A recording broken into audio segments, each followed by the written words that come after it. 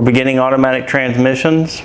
We're starting on our 4L60 today, and we're going to go through the process of overhaul, identification of the parts and overhaul and the procedures and how things work inside this transmission from the front all the way to the back. This is the GM 4L60. This an original version of this was a 700R4, and it was a much earlier version of it that came out in the 80s. And then it progressed and it evolved into this version here, which is the 4L60E. Then they also had a 4L65E. And it went from being partial electronic control with just the torque converter to this one here, which is full electronic control, where it has solenoids that are controlled by a powertrain control module, which also takes care of the engine.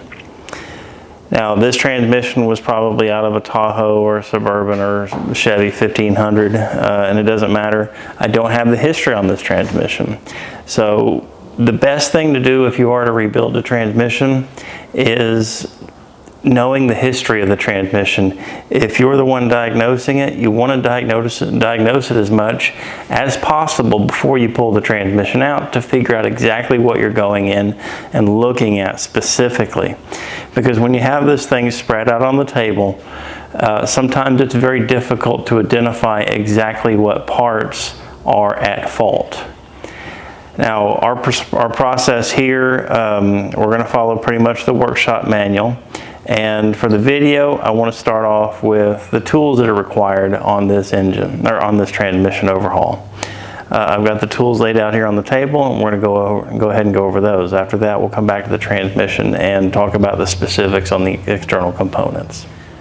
Over here at the table, we see some of the transmission tools that will be required to rebuild this transmission or disassemble and repair, whatever. And some of these are very specific to this transmission. Some of them are somewhat universal, and then of course there's just the general tools here. Starting off with the more general stuff, you'll find any transmission technician has their favorite screwdriver. This isn't my favorite one, but it's very close second. It's a long flat tip screwdriver, and these are really good for getting out snap rings or O-rings or stuff like that. And then coming next to that is going to be this tool right here, which is an O-ring tool. This is made by Snap-on, Matco, and all the others. They have a variation of this one. I just happen to like the shape of this one for removing snap rings or O-rings or whatever. And sometimes the flat tip will be better, and sometimes the O-ring tool will be better. For this specific transmission, we do have a requirement of sockets, so an 8, a 10, a 13, and a 15. And we also need a T50 Torx because the bell housing on this transmission is removable, and it helps if we remove it for the reach over, meaning we're not trying to reach down inside the bell housing to disassemble the transmission. These are the general tools. Now, because of specific tools, this one in particular, this tool right here is for removing the front pump. The pump is actually held into the housing by an O-ring, and the O-ring will fight you trying to get it out. There are other tools. There's other general or more universal tools than this one. This is actually the GM Kent Moore tool, and this has the adapter for the 4L60 and 700R4. And because of that, we need a 7/16 wrench because that's what size this bolt is on the side.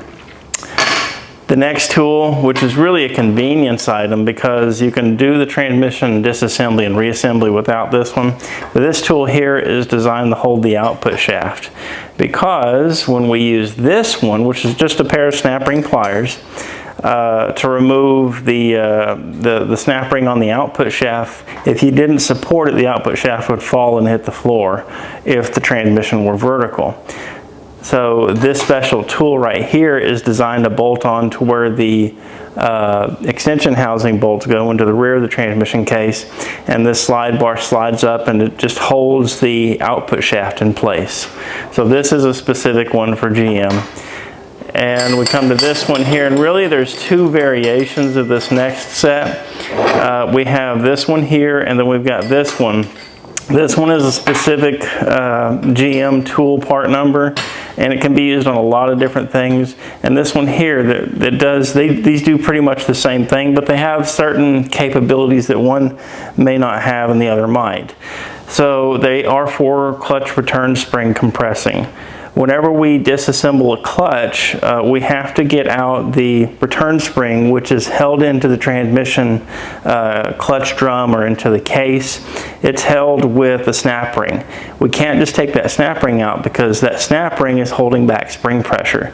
So we're going to use a tool like this here, or use a tool like this one here, to compress that spring so we can remove the snap ring, and then using the wing nut or the screw, slowly back that, slowly back the pressure off of it. All right, so let's go freehand. We're going to talk about the next tool.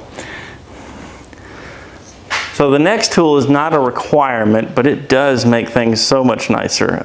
This next tool is actually a fixture. So this fixture bolts in, or not bolts, but it actually pins into the case on this side and has a screw on this side, and it pins into a boss on each side. And it's mounted to a fixture that bolts to the table so that you can actually articulate this transmission and hold it free of the floor. You can rebuild these transmissions without, a fixture like this. It's entirely possible, and I know a lot of transmission techs that do. But I say, if you have the possibility, if you have the luxury of, of one of these, use it. Now, they are becoming more important because with the bigger transmissions, the 8 speeds and the 10-speed transmissions, those things are getting big and they're getting very unruly. The other thing is, because of the number of parts inside them, there is a limited amount of table space. So having the transmission case up on the table, it takes up real estate. So we don't want to kind of muddy up the whole table with a huge case. Having it off of the table like this is a great way to do it. Here we are going to do the walk around of the transmission. The 4L60 transmission, this is a later model, probably like 2006, 7, somewhere around there. I'm not sure which, doesn't really matter. But on this end of the transmission, we've got our bell housing. And the bell housing on this one is separatable because there's a line right here where the bell housing actually bolts up to the main transmission case. The bolts are actually inside the bell housing. So if we look inside the bell housing, we actually see we've got a series of bolts. We've got these gold bolts right here.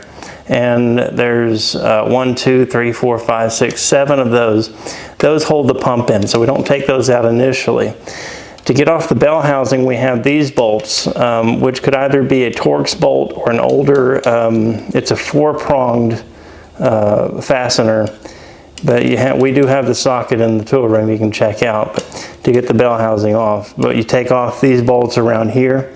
Now these bolts actually end up being very tight sometimes, especially if they've never been off before. But the nice thing about them is that they're accessible through the casting. So this boss right here is the bolt for that, and then there's another boss and there's another one down there. You can access them all. Using a propane torch, you can heat this section up and then hit the backside with some penetrating oil, and they'll usually come free once you do that.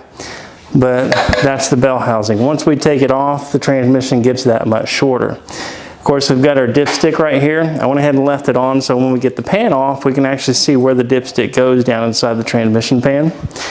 The next thing that we have are these two fittings right here and right here. These are Jiffy type fittings that actually have the transmission cooler lines that go into these. They go out to the radiator and then they come back from the radiator either cooled off or warmed up depending on the temperature outside. So these are the transmission cooler fittings. Next thing we have is the servo cover. This is for the 2/4 band, which takes care of 2nd and 4th gear. And this cover is actually held in with a round wire snap ring that's inside this groove here. The next thing we've got is this connector. Now this connector is how the powertrain control module accesses the solenoids inside the transmission, because this is going to control a series of solenoids. There's also a transmission oil temperature sensor. There might be an input shaft speed sensor. And that's all going to get interfaced through this connection. And it's called a bulkhead connector because it actually goes through the transmission case and keeps it sealed. So if you have a leak right here, you do have to take the pan off to get to it to replace the O-rings. Once we come to the back of the transmission, we have our extension housing, and this is where the drive shaft slip yoke slides up into. On the extension housing, we have this sensor here, which is our output shaft speed sensor, sometimes called the vehicle speed sensor. In the back, the seal, and this one actually is installed incorrectly because it's got this weep hole right here in the top. That weep hole needs to be in the bottom of it. And then there's also a notch cut right there in the middle part of the seal. That notch is an indication that it needs to be up at the very top. Now this outer section right here, this piece that I'm squeezing, is actually not the oil sealing component. This is more of a dust seal that keeps the dirt off of the actual oil seal that's located down inside the sealing assembly here. We also have our transmission mount. Our transmission mount is right here, and you see it's just a single stud in the middle. It's got 2 bolts on each side. Of course, that'll come off during disassembly. Around the other side of the transmission, we have this guy right here. Now, when the transmission's in the vehicle and it's operable and we're doing diagnosis, we're accessing this port so that we can measure the main line pressure inside the transmission. And this is a pipe thread. So if you look at it, you'll see that the threads are actually exposed right there. That doesn't mean this is loose, because these threads are actually, they're deforming. So when you screw them into the case, they deform the threads in the case, and that's what creates the seal. So if you tighten this one down all the way to the bottom, it's guaranteed to leak. The next thing we have is, this is where the shifter attaches.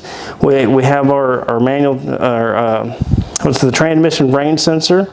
It will be located on the shaft. So whenever you pull the transmission into gear, this shaft actually rotates because there's a lever bolted to it, and then the cable's attached to it either above or down below, and rotates it and puts this transmission in gear. The other thing that we have on this transmission is this pipe right here. Now this pipe is the transmission vent. Because this transmission case isn't 100% full of fluid, it's actually got a large air cavity in it. When that air cavity heats up, the air needs to be able to expand and go somewhere. So this vent hose, depending on the model, could actually just come off here, or it could loop around and go up to the top or the back of the engine if it's a four-wheel drive vehicle, and that's to keep water from getting into it whenever the vehicle is going through high water.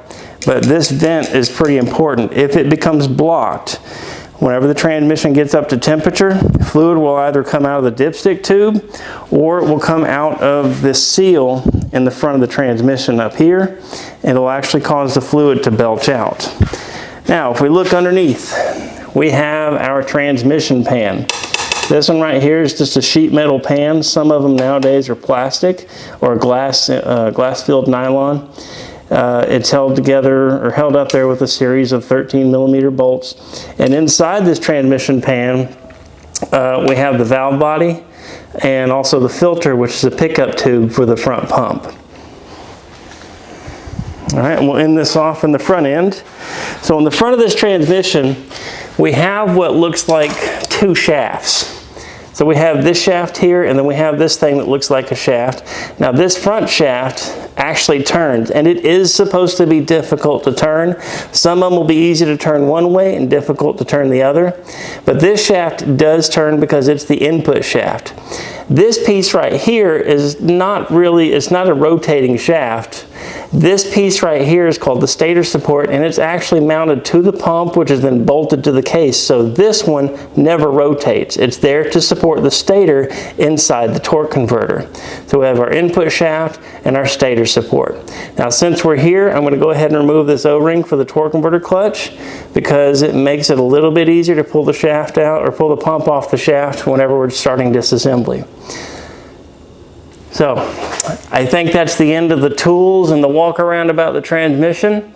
we'll start the next video. We'll start on the disassembly of this transmission and getting it down to its major components. So we'll see you then.